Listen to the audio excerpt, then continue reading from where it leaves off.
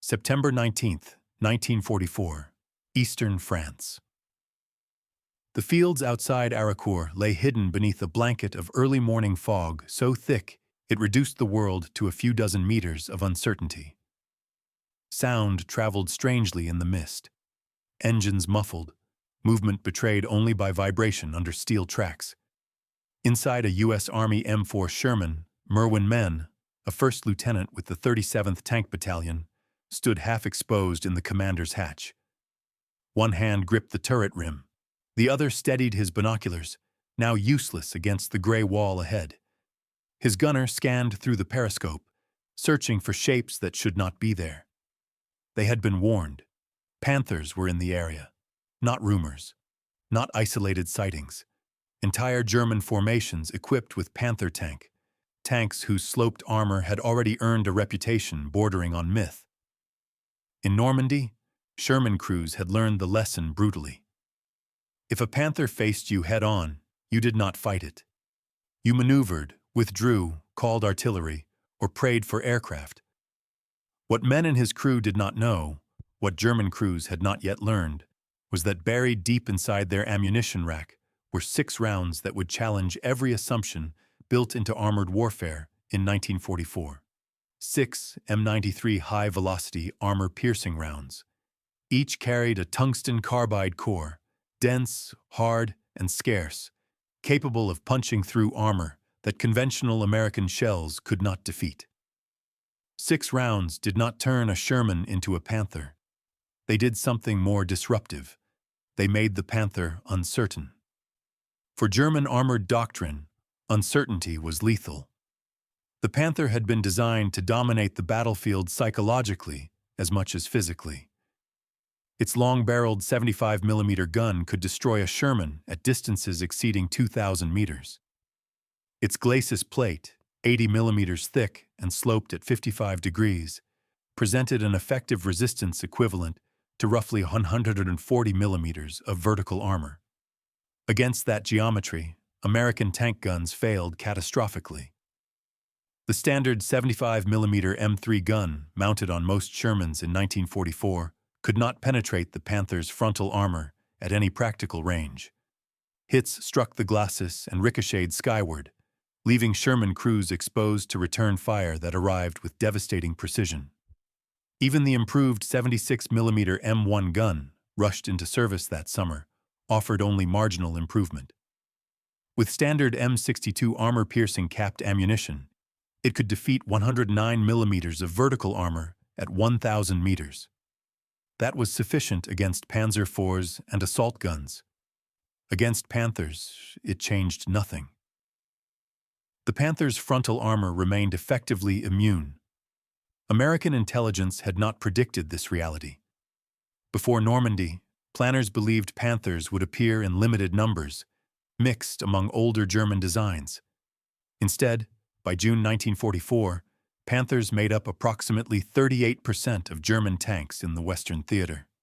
Not dozens, hundreds. Many crewed by inexperienced soldiers, but protected by armor that forgave inexperience and punished every American mistake. The imbalance was not theoretical. It was immediate and deadly. Sherman crews entering combat in June and July discovered that the engagement geometry favored the Germans at every range. The Panther could kill from beyond visual identification. The Sherman had to close dangerously close or flank just to have a chance. Tank commanders learned quickly that initiative belonged to the enemy. This imbalance produced something more corrosive than losses. It produced fear. Crews began referring to the Sherman as the Ronson, the cigarette lighter that always ignited. Post-war analysis would show the reputation exaggerated. Shermans burned no more often than comparable tanks, but perception mattered more than statistics. Crews who believed their armor and guns were inadequate hesitated. Hesitation seeded initiative. Initiative killed tanks. The assumption hardened quickly on both sides. German crews believed their frontal armor made them safe. American crews believed frontal engagement was suicide. The war, at this moment, was being fought as much inside the minds of tankers as across steel plates. The origins of this imbalance lay not in the Sherman itself, but in decisions made thousands of miles away. The M4 Sherman had never been designed to fight Panthers. It had been conceived in 1941 as a reliable, mass-produced medium tank intended to support infantry, exploit breakthroughs, and fight older enemy designs. It emphasized mechanical reliability, ease of manufacture, and logistical simplicity over armor thickness and raw firepower. In that role, it succeeded spectacularly. By 1944, American factories had produced tens of thousands of Shermans. Spare parts were abundant. Crews could maintain them in the field. Broken tanks returned to action quickly. No German design matched this logistical resilience, but the battlefield had changed faster than doctrine. Germany's response to the Soviet T-34 had been the Panther, a tank optimized to destroy other tanks at range. Its design philosophy accepted mechanical complexity and production difficulty in exchange for battlefield dominance. It assumed Germany could dictate engagement terms through superior gun and armor performance. In isolation, the Panther was a formidable weapon. In numbers, it reshaped the battlefield. American commanders discovered too late that their existing doctrine underestimated the speed at which Germany could field such machines. When the first 76mm Shermans arrived in Britain in April 1944, commanders hesitated to deploy them. Crews lacked training. Supply officers worried about managing multiple ammunition types. Most critically, senior leaders believed the existing 75mm gun would suffice. That belief collapsed in Normandy. By early July 1944, complaints from the front reached Dwight D. Eisenhower. His reaction, recorded by multiple witnesses, captured the shock felt at the highest levels of command. The weapon promised as a solution had failed. Boards convened, reports accumulated. The conclusion was inescapable. American tanks could not defeat Panthers frontally. The response was urgent but incomplete. 76mm Shermans were rushed to the front during Operation Cobra in late July. They performed better, but not well enough. Against Panther mantlets, penetration was possible only at extremely close range, often under 100 meters. At such distances, survival depended on who fired first. The problem was not the gun, it was the ammunition. By mid-1944, American engineers already had an answer, one that had been developing quietly for years.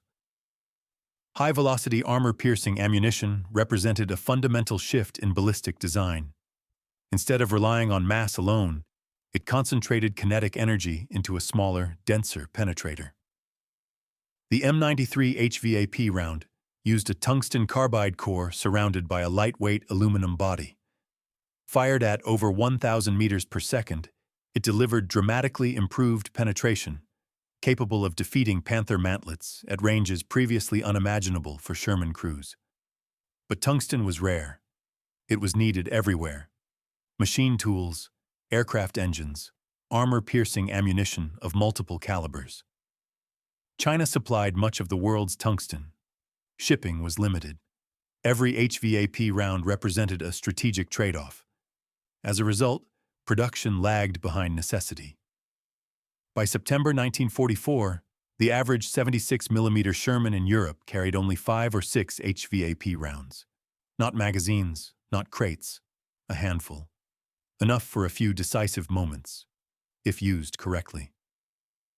At Arracourt, those moments arrived under fog. German Panzer brigades, newly formed and equipped with factory-fresh Panthers, advanced with confidence. Their crews believed what doctrine had taught them, that American tanks could not threaten them frontally. They moved forward aggressively, often in column, with limited reconnaissance. They did not know the rules had changed. When the fog lifted enough to reveal targets at knife-fight distances, American gunners fired rounds whose velocity and density violated every assumption German crews held. Tungsten cores struck mantlets and punched through. Ammunition detonated. Turrets lifted. Confidence evaporated. What began as a tactical engagement became a psychological shock. Panthers that had been trained to advance boldly now hesitated. Reports spread, confusion followed. Had the Americans deployed new tanks? British Fireflies? Tank destroyers? The answer, that American industry had quietly altered the equation with specialized ammunition, was more unsettling than any single weapon. Because it meant adaptation. And adaptation, in industrial war, was decisive. Arracourt would not be remembered solely for numbers destroyed or ground held. It would be remembered as the moment when the Panther's aura of invulnerability fractured, not because Sherman became superior, but because certainty vanished. The assumption that had governed armored combat in 1944 was no longer reliable, and once an assumption dies on the battlefield, no amount of steel can restore it. The defeat of assumptions on the battlefield rarely begins with enemy fire. It begins in conference rooms, testing ranges, and factories, long before the first round is fired in anger.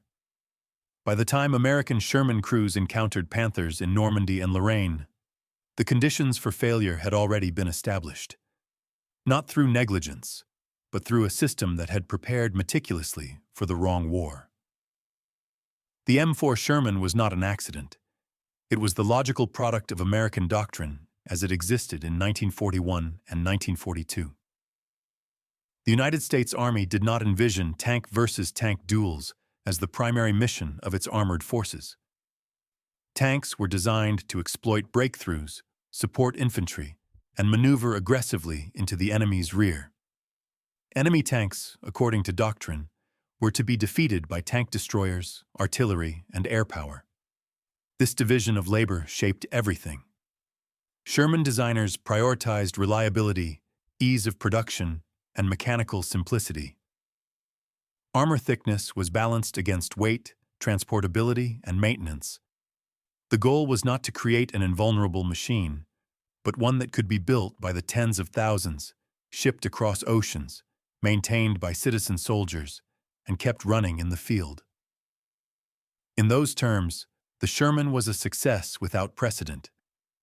By mid-1944, American factories had produced more than 30,000 M4s. Spare parts flowed freely. Damaged vehicles returned to service quickly. Units could sustain tempo in ways German formations could not. These advantages would eventually prove decisive. But they offered little comfort to crews staring down Panthers at 1,500 meters. The Panther represented a different philosophy entirely. Born from combat lessons on the Eastern Front, it was designed to dominate enemy armor at range. Sloped armor maximized protection without excessive weight. The long-barreled 75mm gun delivered high velocity and excellent penetration. In theory, a Panther could engage and destroy any Allied tank before coming within effective return fire. This theory proved accurate, initially. American intelligence had failed to anticipate the scale at which Panthers would be deployed in the West. Pre-invasion estimates assumed limited numbers, mixed among older Panzer rifles. Instead, German industry concentrated its remaining resources on Panther production, fielding hundreds of them in France by June 1944. When Allied forces landed in Normandy, nearly 2/5 of German tanks in theater were Panthers. The American system had not been built for this reality. Efforts to address the problem existed, but they moved slowly. The 76mm M1 gun had been under development since 1942. It promised improved penetration and higher velocity than the Sherman's standard 75mm weapon. By January 1944, Shermans mounting the 76mm gun were rolling off production lines. By April, over 100 had arrived in Britain. They were not sent ashore on D-Day. The reasons reflected institutional inertia rather than ignorance. Tank crews needed training on the new gun. Supply officers worried about stocking multiple ammunition types. Commanders believed the existing gun would suffice against anticipated opposition. The invasion itself posed enough unknowns without complicating logistics. The decision was rational. It was also wrong. As combat reports accumulated in June and early July, the scale of the miscalculation became undeniable.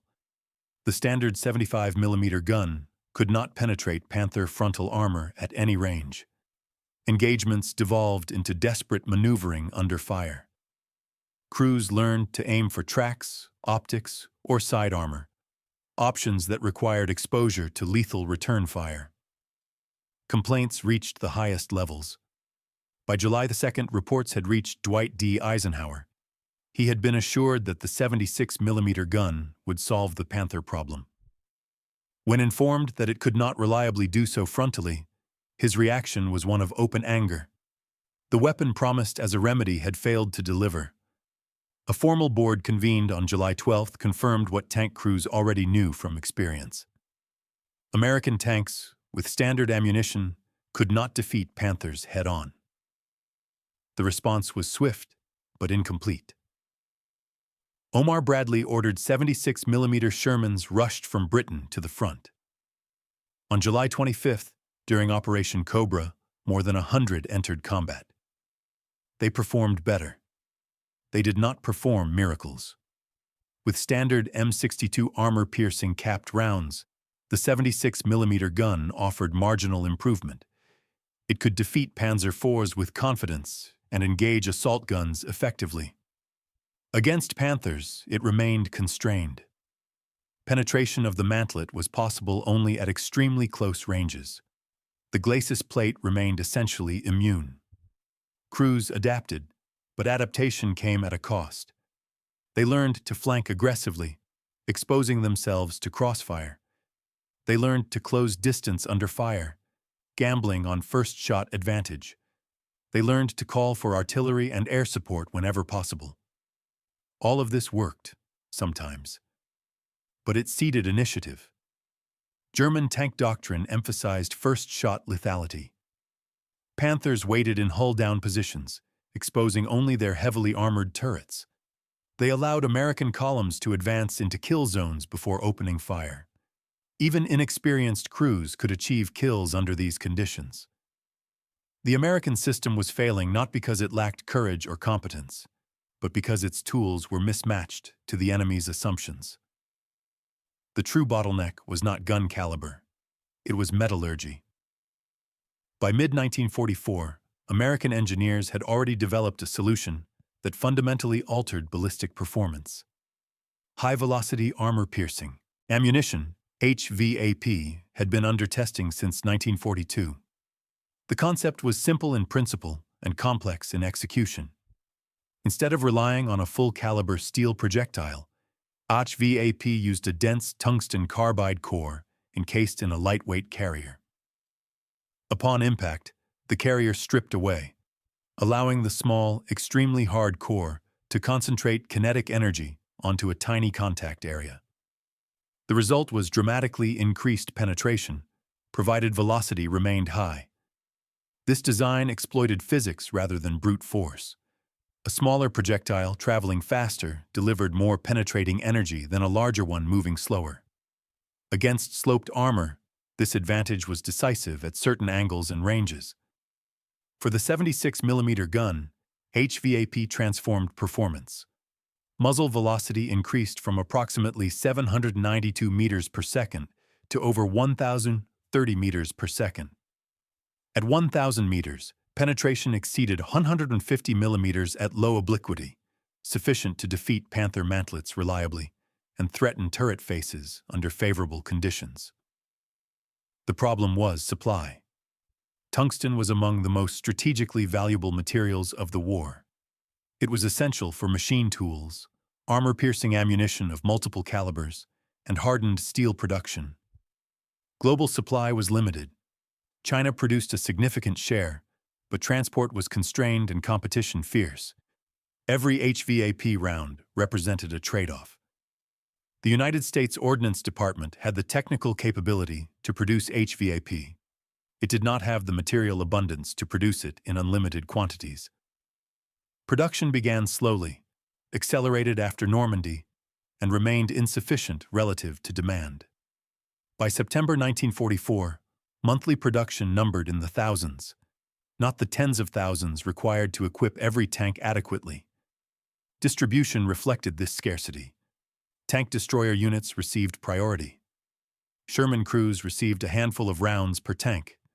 The average 76mm Sherman in Europe carried 5 or 6 HVAP rounds. 5 chances to challenge Panther dominance. Training lagged behind distribution. Crews received minimal instruction on HVAP employment. Many learned its capabilities and limitations under fire. Misuse wasted precious ammunition.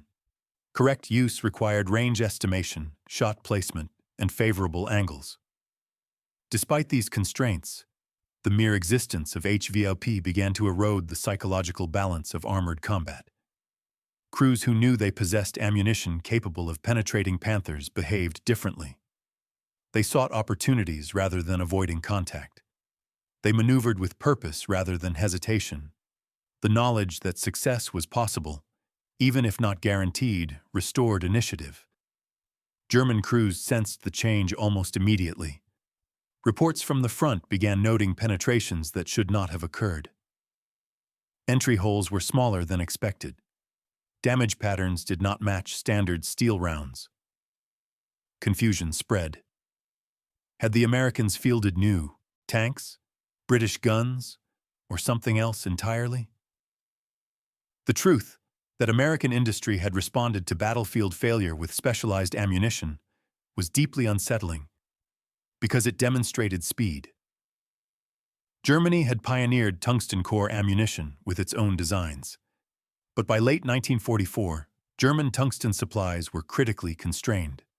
Machine tools and aircraft engines took priority. Tank crews received only standard ammunition.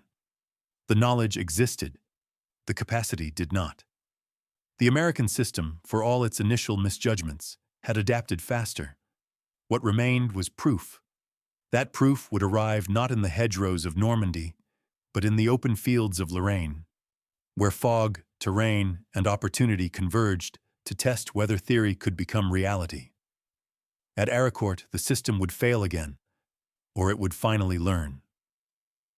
The answer to the Panther problem did not emerge on the battlefield. It emerged in laboratories, test ranges, and metallurgical reports, years before American tank crews ever encountered sloped German armor in Normandy. The tragedy was not that the solution did not exist. It was that it could not be produced fast enough, or in sufficient quantity, to meet the scale of the problem when it finally arrived. By early 1944, American ordnance engineers understood a hard truth. Increasing gun caliber alone would not solve the problem of German armor. The Panther's strength did not lie solely in thickness, but in geometry. Sloped armor transformed even moderate thickness into formidable resistance. Simply firing heavier steel projectiles at the problem produced diminishing returns. Physics demanded a different approach. High-velocity armor-piercing ammunition, HVAP, represented a fundamental break from traditional armor-piercing design. Instead of relying on mass and diameter, it exploited density and speed. A small, extremely hard core traveling at very high velocity could concentrate enormous kinetic energy onto a tiny impact area. The material that made this possible was tungsten carbide. Tungsten carbide possessed exceptional hardness and density, far exceeding that of steel. When driven at sufficient velocity, it could penetrate armor that conventional projectiles could not, provided the angle and range were favorable. The American 76mm HVAP projectile, standardized as the M93, consisted of a dense tungsten carbide core encased in a lightweight aluminum alloy body. Upon firing, the lightweight carrier allowed the round to achieve extremely high muzzle velocity. On impact, the carrier stripped away, leaving the core to do the work. The numbers were decisive. Standard M62 armor-piercing capped ammunition left the muzzle at roughly 792 meters per second. The M93 HVAP exited at over 1,030 meters per second, an increase of more than 240 meters per second. That velocity translated directly into penetration. At ranges of approximately 1,000 meters, HVAP could defeat armor thicknesses that rendered standard ammunition useless. Against the Panther's gun mantlet, its most vulnerable frontal feature, the difference was existential. What had once required suicidal proximity now became possible at tactically meaningful distances. But the elegance of the solution concealed its fatal weakness. Tungsten was rare. It was not merely another raw material to be scaled at will. It was one of the most strategically constrained resources of the entire war. Tungsten was essential to machine tools, cutting implements, hardened steel production, and armor-piercing ammunition across multiple calibers. Every branch of industry demanded it. No branch had enough. Before the war, roughly a third of the world's tungsten supply came from China. Wartime disruption, transport limitations, and competing Allied demands placed severe limits on availability. The United States supplemented imports with limited domestic production in states like Colorado and Nevada, but total supply remained constrained.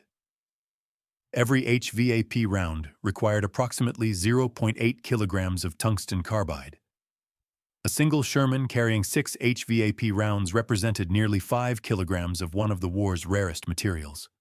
Scale that across an army, and the arithmetic became brutal.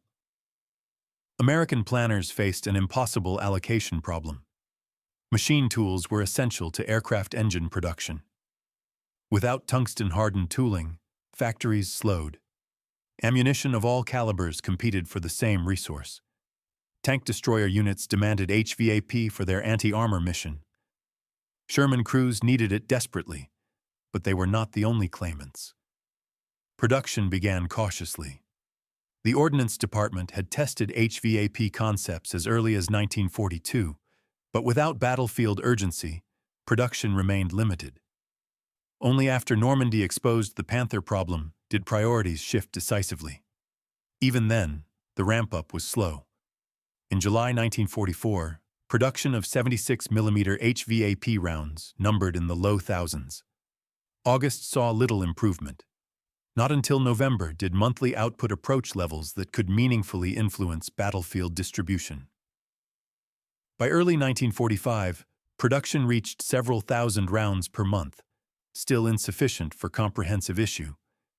By March 1945, total production of 76mm HVAP amounted to roughly 33,000 rounds. That number sounds impressive. It was not. An American armored division fielded hundreds of tanks. A single week of heavy fighting could expend thousands of rounds. HVAP remained a rationed resource, distributed sparingly and unevenly. Some units received more than they could immediately use. Others exhausted their supply within days and waited weeks for resupply that never came. By February 1945, the average 76mm Sherman in Europe carried 5 HVAP rounds. 5. Not enough to change the nature of armored warfare universally, but enough to change specific engagements. This scarcity shaped tactics. Commanders treated HVAP as a last resort weapon, reserved for Panthers and Tigers. Crews were instructed to fire standard ammunition whenever possible and save HVAP for critical moments. In theory, this preserved supply. In practice, it created hesitation and uncertainty under fire. Training compounded the problem. HVAP arrived faster than manuals. Crews received minimal instruction on effective employment. Many learned through experience, sometimes fatal.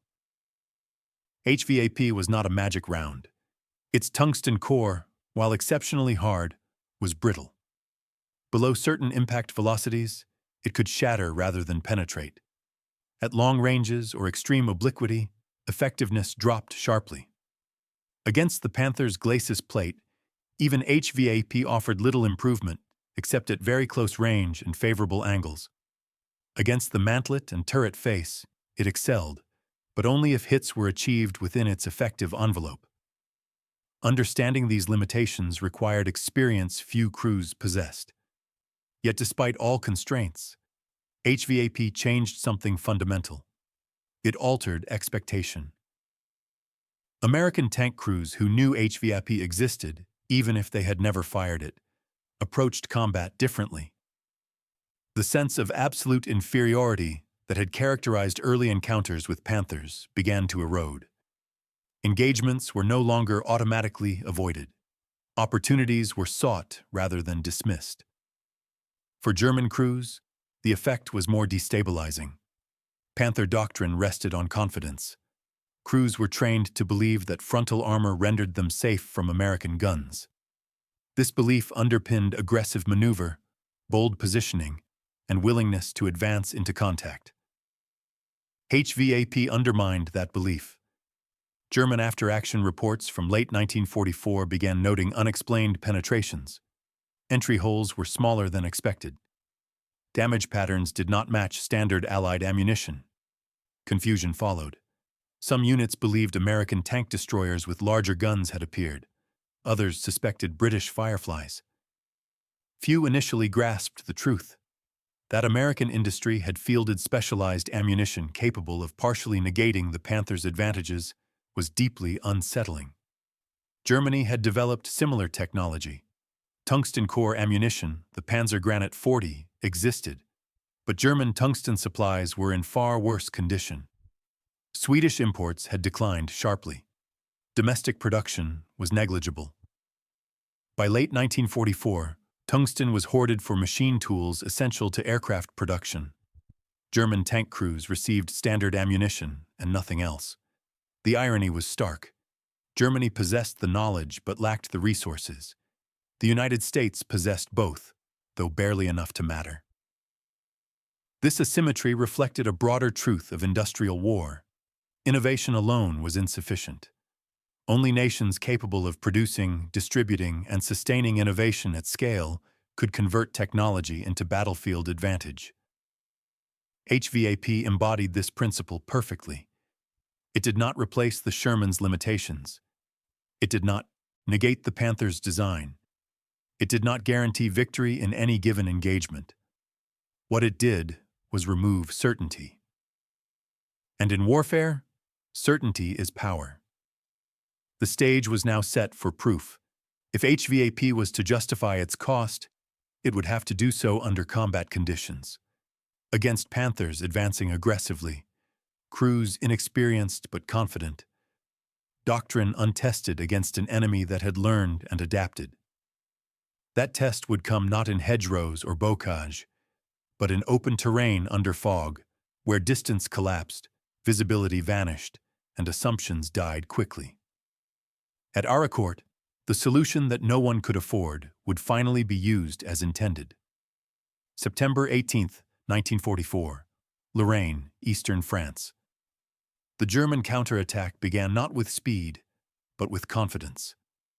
Freshly formed Panzer brigades rolled westward toward Arracourt, their columns heavy with factory-new tanks and crews who had been told, repeatedly, that American armor could not defeat them frontally.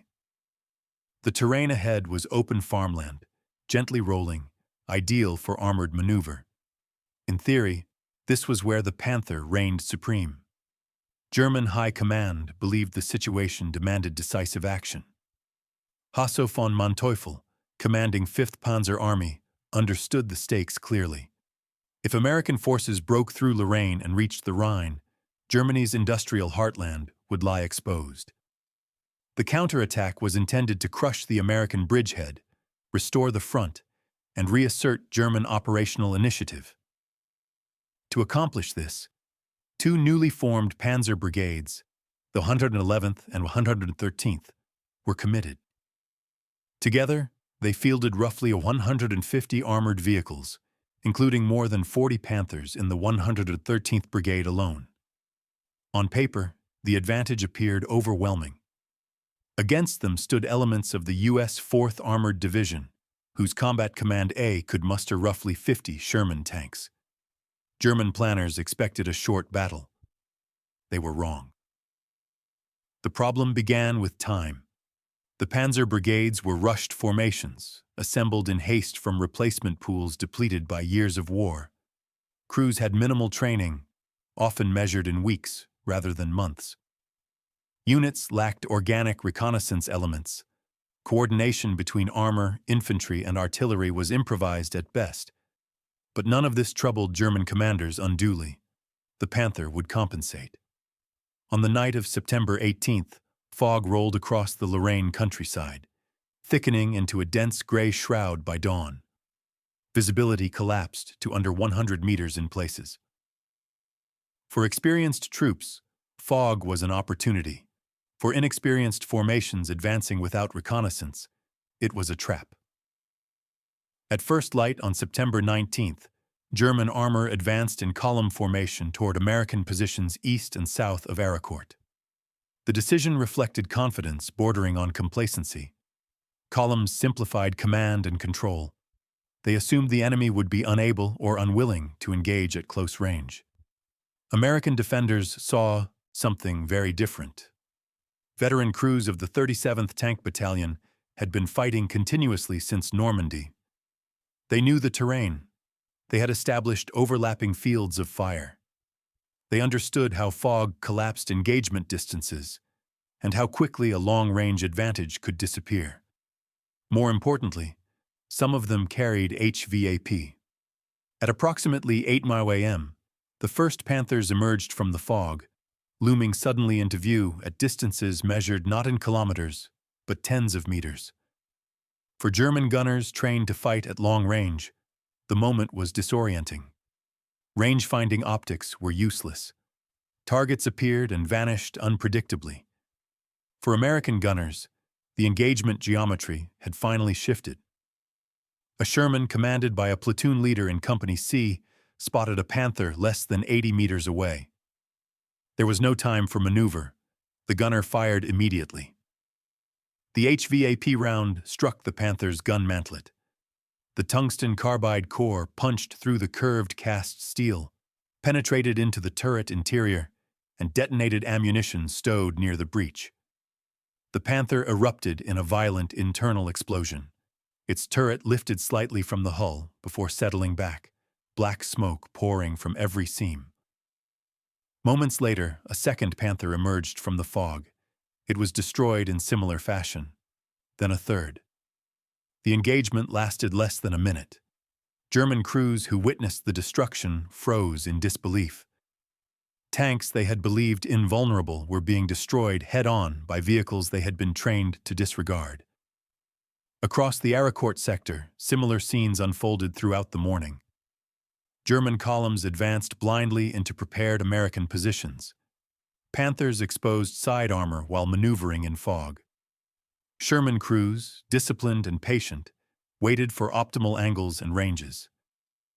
When HVAP was used correctly, the results were catastrophic. Where HVAP was unavailable, American crews adapted. They fired standard ammunition to disable tracks, then maneuvered for flanking shots. Infantry with bazookas closed in under cover of smoke. Tank destroyers armed with 76mm guns exploited speed and concealment. Near Arracourt itself, a platoon of M18 Hellcat tank destroyers engaged German armor at close range. Fast, lightly armored, and aggressive, they darted through fog and folds in the terrain, firing HVAP at vulnerable points before relocating. By late morning, as fog began to lift, the full weight of American combined arms came into play. Forward artillery observers coordinated time-on-target missions against German assembly areas. Shells burst among advancing armor, damaging optics, breaking tracks, and sowing confusion. American infantry secured key terrain, denying German tanks freedom of maneuver. Above it all, the fog began to thin. As visibility improved, American air power arrived. P-47 Thunderbolt fighter bombers of the 405th Fighter Group descended through breaks in the cloud, attacking German armor with rockets, bombs, and machine gun fire. Panthers clustered on roads or halted in confusion proved ideal targets. German formations, lacking air cover and effective anti-aircraft protection, suffered heavily. The contrast between doctrines became brutally clear. The Panther, as an individual weapon system, was formidable. Its armor and gun remained superior on paper, but warfare was not conducted on paper. American forces fought as a system. Armor, infantry, artillery, engineers, and air power operated in coordination. Communications flowed rapidly. Flexibility replaced rigid planning. When Panthers encountered this integrated defense, they were destroyed piecemeal despite their technical advantages. German tanks advanced without infantry support. Artillery coordination was poor. Reconnaissance was minimal. When the unexpected occurred, Panthers being penetrated frontally, units lacked the experience and leadership to adapt quickly. By the end of September 19th, German losses were already severe, and the psychological damage was irreparable. Panther crews began reporting to headquarters that American Shermans possessed new ammunition capable of penetrating frontal armor. The reports were confused and contradictory. Some claimed American tanks had been upgraded with heavier guns. Others believed British Fireflies had been attached to U.S. units. A few suspected tank destroyers armed with 90mm guns. The truth, that standard Shermans armed with specialized ammunition posed a genuine frontal threat, was more disturbing than any of these theories, because it meant there was no longer a safe engagement posture. The fighting continued over the next several days as German commanders attempted to regroup and renew the offensive. Each attempt met the same fate. American forces absorbed the attacks, inflicted disproportionate losses, and counterattacked where opportunities arose. By September 22nd, the German offensive had effectively stalled. By September 29th, it was over. The numbers told a stark story. American forces destroyed or disabled approximately 86 German tanks and assault guns. American losses totaled 25 Sherman tanks and 7 tank destroyers. The kill ratio heavily favored the defenders, despite German numerical and technical advantages on paper. The 113th Panzer Brigade, which had entered the battle with nearly 90 armored vehicles, could muster fewer than 20 operational tanks by the end of the fighting. German after-action reports struggled to explain the defeat. They cited fog, poor training, lack of reconnaissance, Allied air power. All were true. None were sufficient. What they did not want to acknowledge was the collapse of a central assumption. The Panther was no longer invulnerable. American tank crews had demonstrated that, under favorable conditions, they could defeat Germany's premier medium tank without waiting for heavier weapons or overwhelming airstrikes. They had done so through discipline, experience, combined arms coordination, and judicious use of scarce HVAP ammunition. Arracourt was not a fluke. It was a demonstration. It showed that German reliance on technical superiority could not compensate for systemic weaknesses. It showed that American adaptability, industrial support, and operational integration could overcome weapons designed to dominate. Most importantly, it shattered confidence. From this point forward, German armored operations in the West would be increasingly cautious, defensive, and reactive. Panther crews could no longer assume frontal safety. Every engagement now carried uncertainty, and uncertainty, once introduced, spread faster than any tank advance. The most decisive damage inflicted at Arracourt did not appear on German loss reports. It did not burn on the fields of Lorraine. It traveled instead through conversations, rumors, and after-action briefings, moving faster than any armored column. What collapsed in September 1944 was not simply German armor, it was German certainty. For years, German armored doctrine had been built around a core belief. Frontal armor dominance ensured tactical initiative. The Panther embodied that belief. Crews were trained to advance with confidence, knowing that Allied tanks could not threaten them head-on.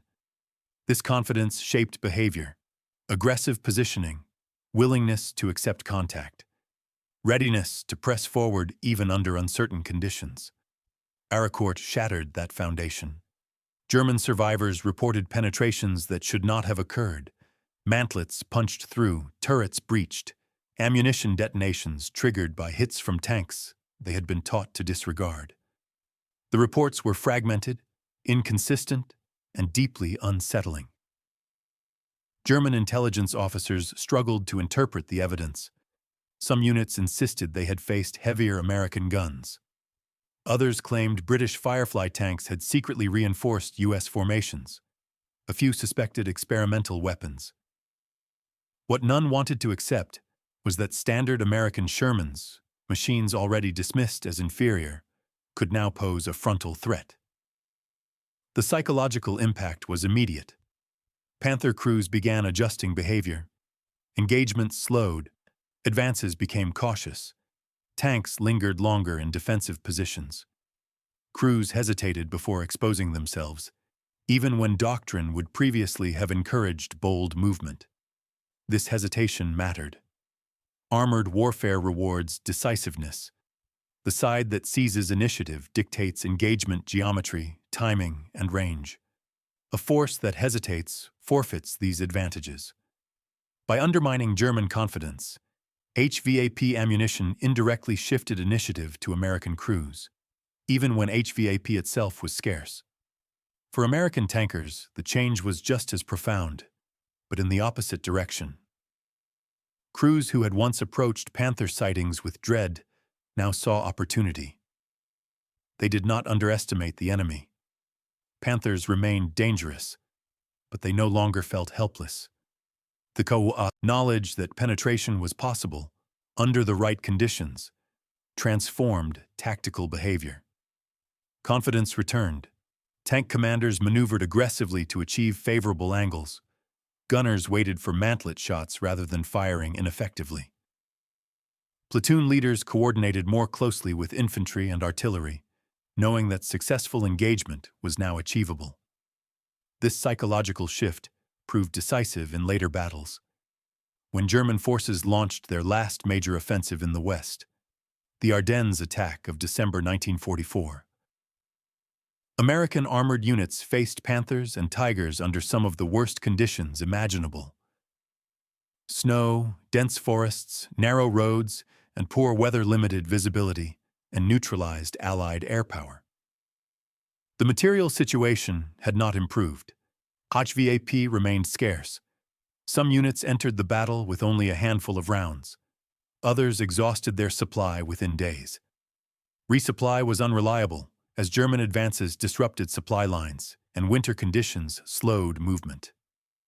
Yet American crews fought differently than they had in June. They did not avoid German armor reflexively. They engaged when conditions allowed. They coordinated closely with infantry armed with bazookas. They relied on artillery to damage tracks, blind optics, and suppress supporting infantry. When weather cleared, they exploited air power ruthlessly. The Panthers that advanced into the Ardennes did so without the psychological advantage they had once enjoyed. German crews, aware that American ammunition could penetrate mantlets, avoided bold thrusts. Defensive postures dominated. Caution replaced aggression. German tank commanders later described this period as fundamentally different from earlier fighting. They could no longer rely on armor alone. Every engagement demanded calculation. Every exposure carried risk. One German veteran later recalled that the fear of unseen American ammunition proved as debilitating as air attack. This erosion of confidence compounded Germany's worsening material situation. By late 1944, German industry was collapsing. Strategic bombing disrupted production. Fuel shortages immobilized vehicles. Tungsten supplies, already scarce, were prioritized for machine tools rather than ammunition. German tungsten-cored rounds existed in theory, but few crews ever saw them. American industry, by contrast, continued adapting. While HVAP never reached ideal availability, production increased steadily. Distribution improved. Training, though uneven, expanded. Crews shared experience informally, spreading knowledge about effective range, shot placement, and limitations. The Panther remained dangerous, but it was no longer dominant. Post-war German analyses acknowledged this shift reluctantly. Technical superiority, they concluded, had been insufficient to offset Allied combined arms doctrine and industrial adaptability. The Panther's design had been optimized for a battlefield that no longer existed, one where enemy responses were slow and predictable. The Americans had proven otherwise. They had identified a tactical weakness, developed a technical solution, and, despite material constraints, fielded it fast enough to alter outcomes. Even limited deployment had forced German commanders to reassess assumptions embedded deeply in doctrine and training. This was the true power of HVAP. Not ubiquity, but disruption. The Panther had been designed to fight tanks. It had not been designed to fight uncertainty. By early 1945, German armored operations in the West had become almost entirely defensive. Panthers were used as mobile strongpoints rather than maneuver elements. Crews avoided exposure.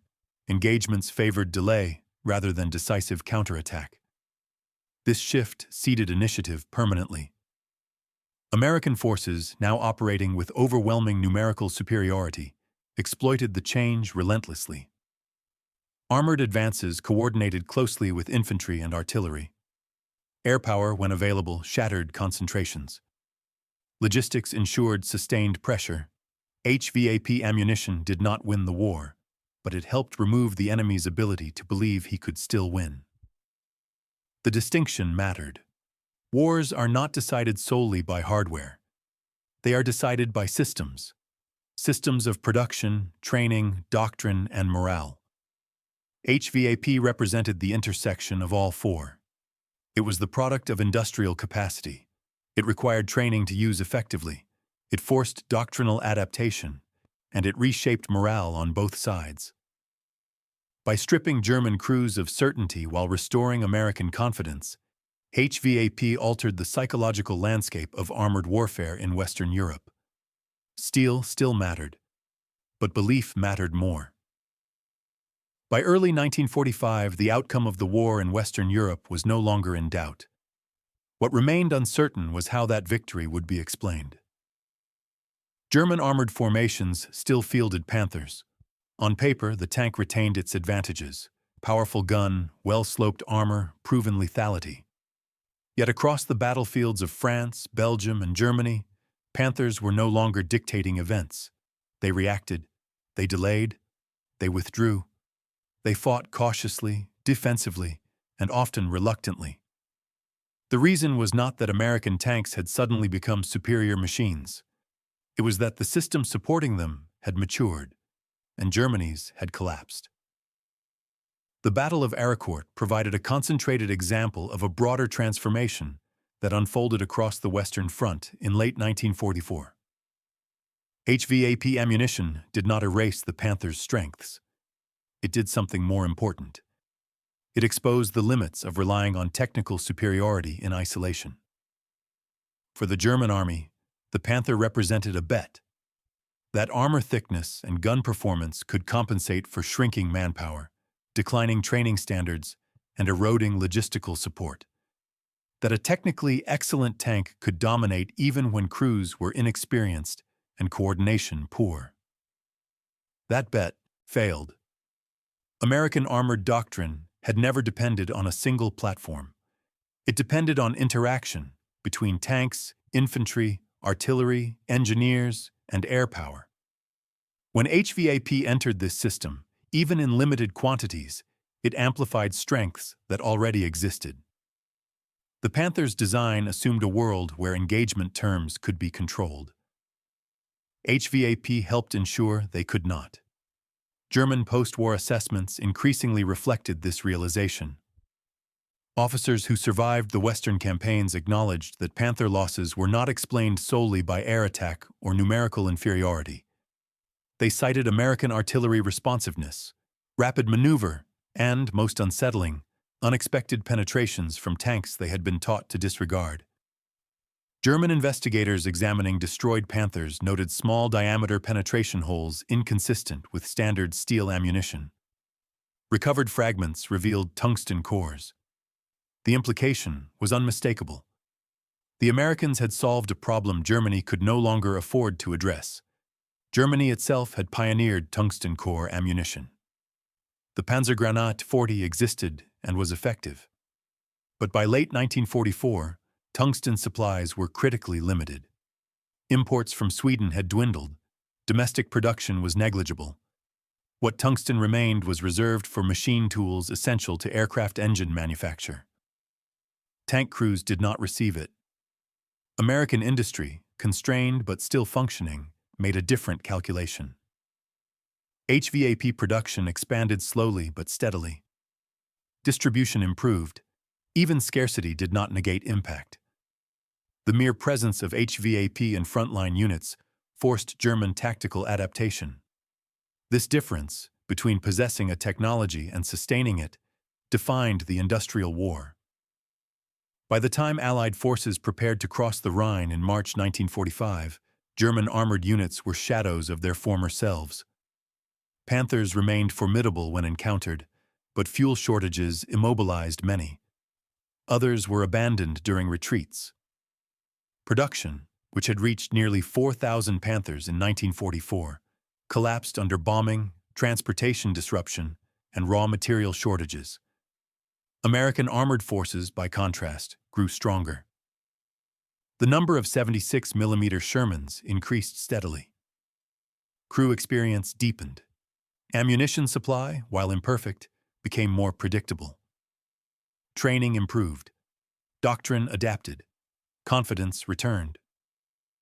The Ardennes offensive in December 1944 tested this transformation under the worst possible conditions. Snow, forests, narrow roads, and poor weather neutralized air power and favored defensive fighting. German forces concentrated Panthers and Tigers for one final gamble. American units met them with coordination rather than panic.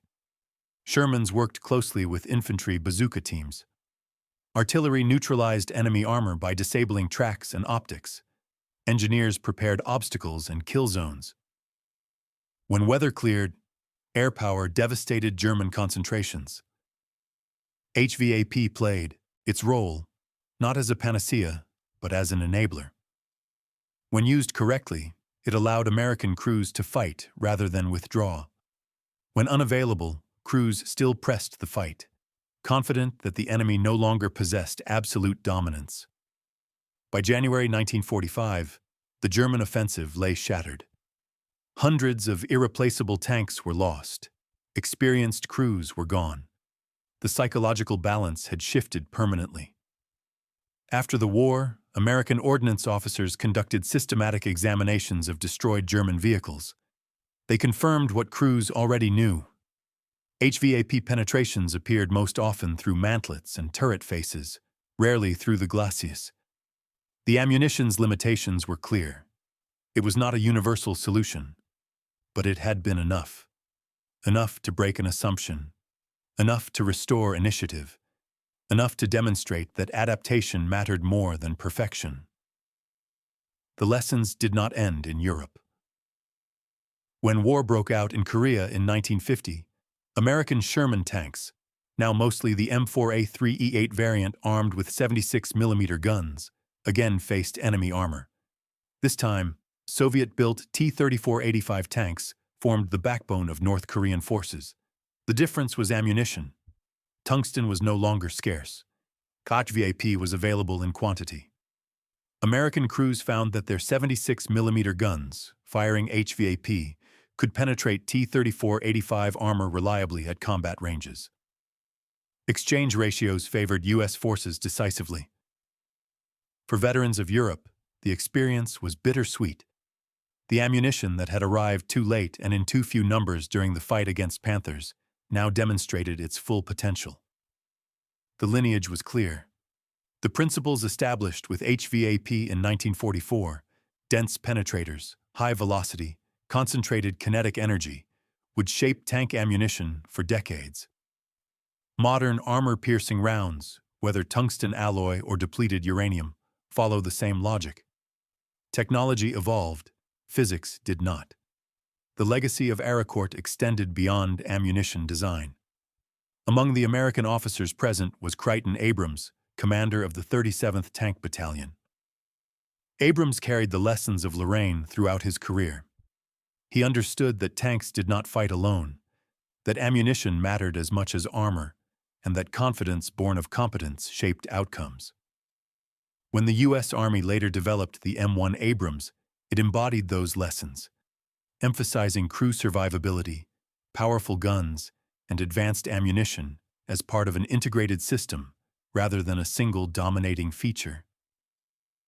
German veterans drew different conclusions. Those who later helped build the West German Bundeswehr emphasized training, coordination, and ammunition effectiveness. They understood, from bitter experience, that technological excellence without industrial depth and logistical resilience was a dead end. The Panther had been an extraordinary tank. It had also been a trap. It encouraged overconfidence. It masked systemic weaknesses. It fostered a belief that steel alone could substitute for doctrine, training, and supply. When that belief collapsed, no amount of armor could restore it. HVAP ammunition did not win the war in Europe, but it illustrated why Germany lost it. Because the war was not decided by who built the best tank. It was decided by who could identify failure, adapt quickly, and apply industrial power to battlefield reality faster than the enemy could respond. On September 19, 1944, in fog-shrouded fields outside Arracourt, a handful of tungsten-cored rounds demonstrated that truth with brutal clarity. Panthers burned not because they were suddenly obsolete, but because the assumptions protecting them had died. For American tank crews, that moment marked a turning point. They were no longer merely surviving. They were learning, adapting, and pressing forward with confidence grounded in capability. For German crews, it marked the end of invulnerability. The steel had not changed overnight. The war had.